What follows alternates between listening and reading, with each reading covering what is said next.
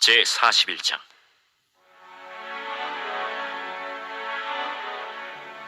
만 2년 후에 바로가 꿈을 꾼즉 자기가 나일 강가에 서 있는데 보니 아름답고 살진 7 암소가 강가에서 올라와 갈밭에서 뜯어먹고 그 뒤에 또 흉하고 파리한 다른 7 암소가 나일 강가에서 올라와 그 소와 함께 나일 강가에 서 있더니 그 흉하고 파리한 소가 그 아름답고 살진 7 소를 먹은지라. 바로가 곧 깨었다가 다시 잠이 들어 꿈을 꾸니 한 줄기에 무성하고 충실한 7 이삭이 나오고 그 후에 또 가늘고 동풍에 마른 7 이삭이 나오더니 그 가는 7 이삭이 무성하고 충실한 7 이삭을 삼킬지라. 바로가 깬즉 꿈이라. 아침에 그의 마음이 번민하여 사람을 보내어 애굽의 점술가와 현인들을 모두 불러 그들에게 그의 꿈을 말하였으나 그것을 바로에게 해석하는 자가 없었더라. 술 맡은 관원장이 바로에게 말하여 이르되, 내가 오늘 내 죄를 기억하나이다. 바로께서 종들에게 놓아사 나와 떡 굽는 관원장을 친위대장의 집에 가두셨을 때 나와 그가 하룻밤에 꿈을 꾼즉 각기 뜻이 있는 꿈이라.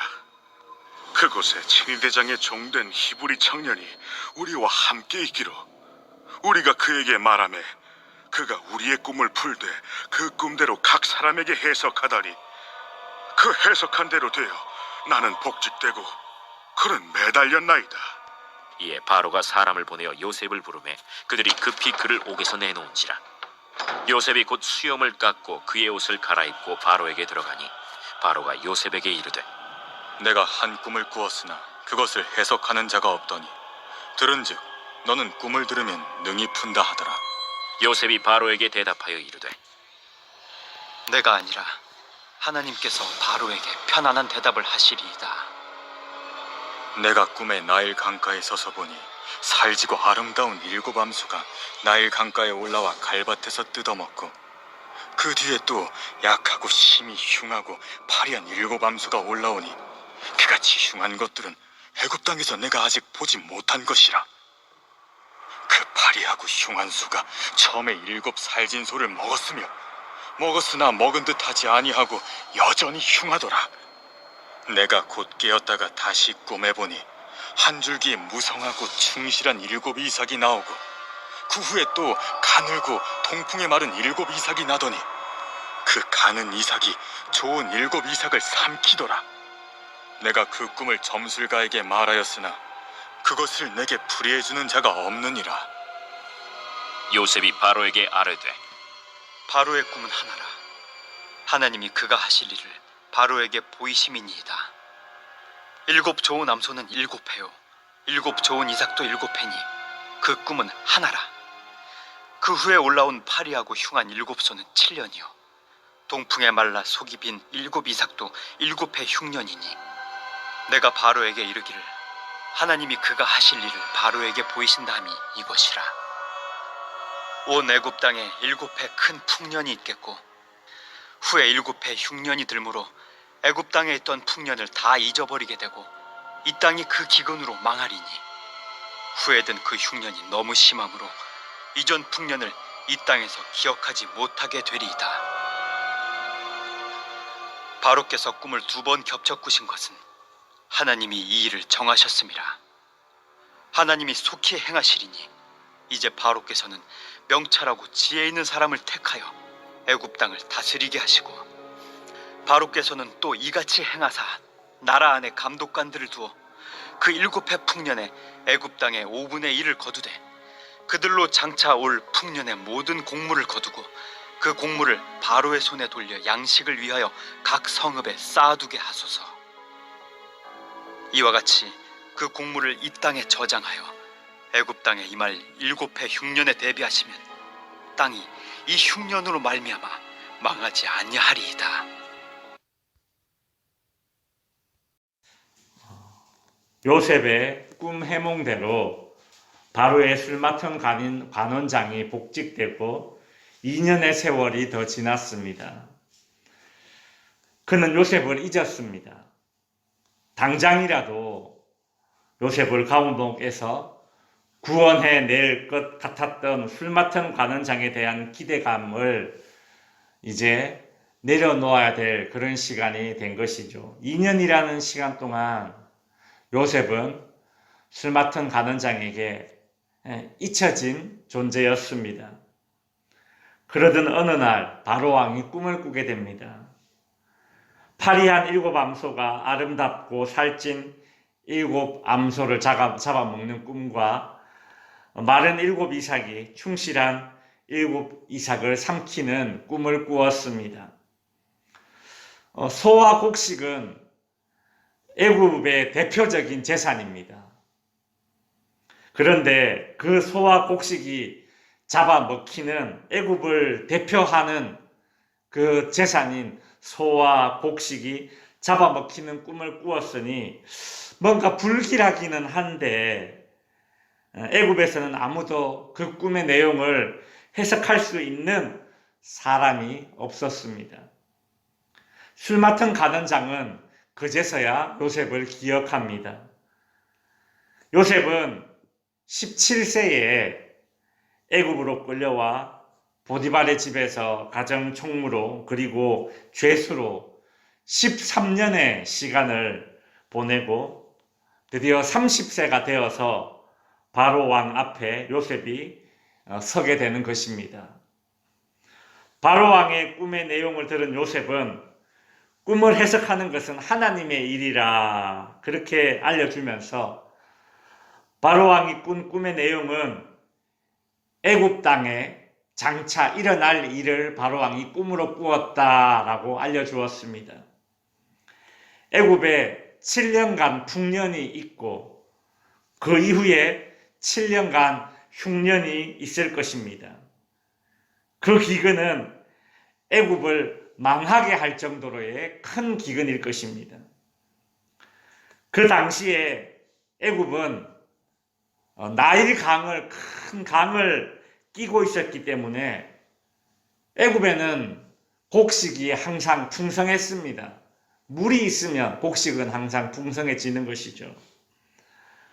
그래서 이 애굽, 이 이집트의 이 별명은 그곳에서 워낙 곡식이 많이 나기 때문에 세계의 곡식 바구니라는 별명이 있습니다. 그 정도로 애굽 땅은 목초지와 그리고 곡식을 기를 수 있는 땅이 나일강 때문에 풍성한 것이죠. 여러분, 우리가 예전에 아브라함의 이야기를 살펴보았는데 아브라함이 살고 있는 가나안 땅에 흉년이 들었을 때에 아브라함이 어디로 내려갔습니까? 애굽으로 내려갔습니다. 흉년을 피해서 애굽으로 내려갔다고 하죠. 왜요? 애굽은 나일강이 있기 때문에 흉년이 들어도 다른 지역에 흉년이 들어도 애굽은 늘 풍성했던 것입니다. 그런데 이런 세계의 곡식 바구니라고 말하는 이런 애굽에 흉년이 들어서 그 애굽이 망할 정도로 그 정도로 심각한 기근이 닥칠 것이다 라는 꿈의 내용은 가히 충격적인 그런 꿈의 내용이었습니다. 너무나 두려운 사건이지만 요셉은 이 7년의 풍년 동안 곡식을 잘 저장하면 7년의 흉년을 대비할 수 있을 것이다 라는 그런 긍정적인 꿈 해석을 해줍니다. 이를 위해서 곡식을 모을 창고도 짓고 또 그 곡식을 감독할 감독관을 세우면 될 것이다 라는 조언도 해주게 됩니다. 그리고 요셉은 바로 하나님께서 바로 왕에게 이 꿈을 꾸게 하신 것은 흉년에 망하지 않도록 하기 위함이라고 하나님께서 알려주신 것이다 라면서 하나님을 높입니다. 요셉은 자기가 꿈을 해석하면 아무도 해석하지 못하는데 그 순간에 꿈을 해석하는 그 순간에 자기가 충분히 높아지고 돋보일 수 있는 그 순간에도 이 꿈의 해석은 내가 한 것이 아니라 하나님이 하신 것입니다 라는 말을 함으로써 하나님을 높이게 되는 것이죠.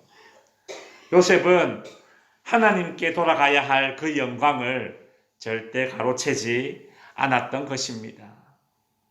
이제 말씀을 정리하겠습니다. 여러분, 이 당시에 애굽은 최강대국이었습니다. 지금으로 치면 미국과 같은 나라입니다.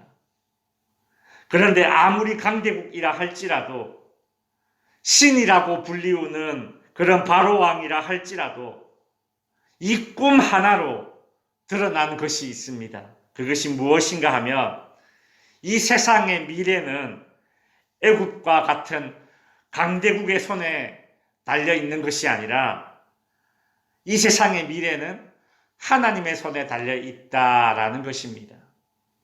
여러분, 하나님의 손에 세상의 미래가 달려 있습니다.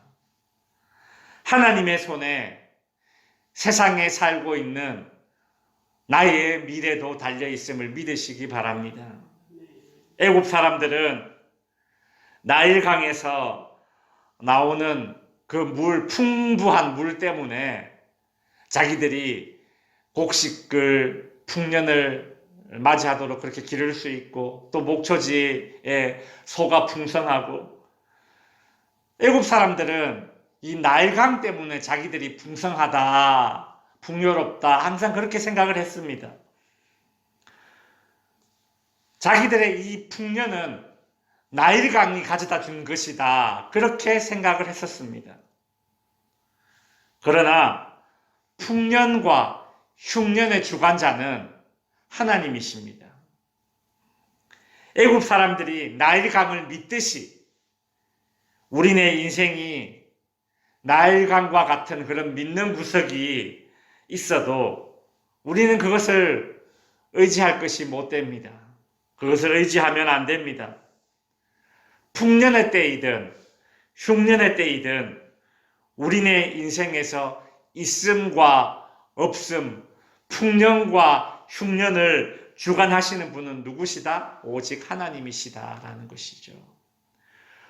우리의 있음과 우리의 없음, 풍년과 흉년 모두 다 하나님의 손에 달려 있습니다. 하나님이 주인이십니다.